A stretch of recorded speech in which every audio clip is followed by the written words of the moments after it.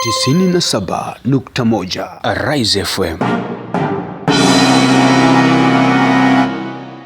Mwanafunzi huwa na changamoto gani ambazo kwanza unaitwa mwalimu nani?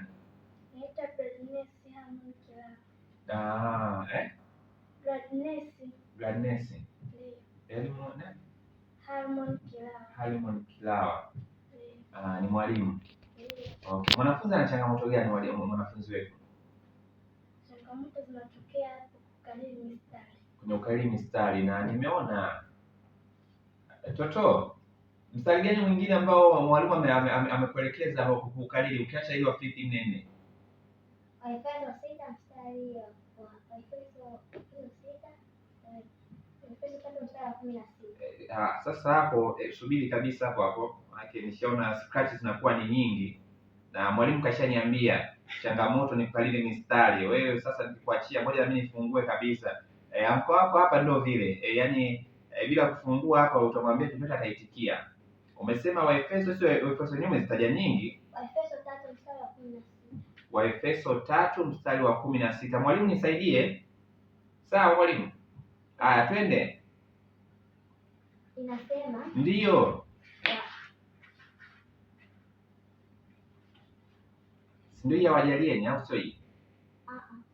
Waefeso 3:16. Enyi watoto waheshimuni wazazi wenu katika Bwana. Tuseme amina. Ni maneno mazuri ambayo umeona, ni maneno mazuri ambayo ameyazungumza. Ni vile tu mambo yamekuwa mazuri. Changamoto nyingine hiyo ni kweli kabisa, hujadanganya mwalimu. Nyingine changamoto nyingine, kwa mfano ukianza kuwafundisha ni kukariri somo. Ukianza kuwafundisha ni wengi. Ndio.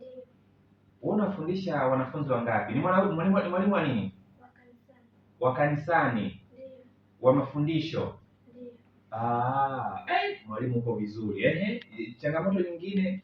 Changamoto nyingine ni kuwatajia kichwa cha somo na wanakisahau. Tukija kukutana Jumapili ijayo tulifundishana somo gani? Wamesahau.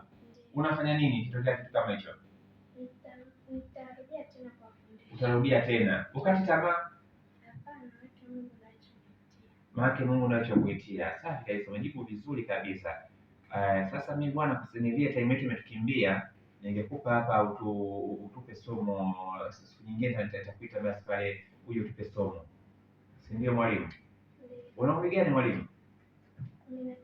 Miaka 13? Miaka 13? Ndio. Mwanafunzi wa miaka mingapi? 12. 12. Ni mwaka mmoja tu. Mnaheshimiana kweli nyie? Ndio. Mwalimu subiri wewe yosamtulia. Mwalimu unakuheshimu kweli hapa? Ndio. Haya, ongea yao. Asante sana msikilizaji.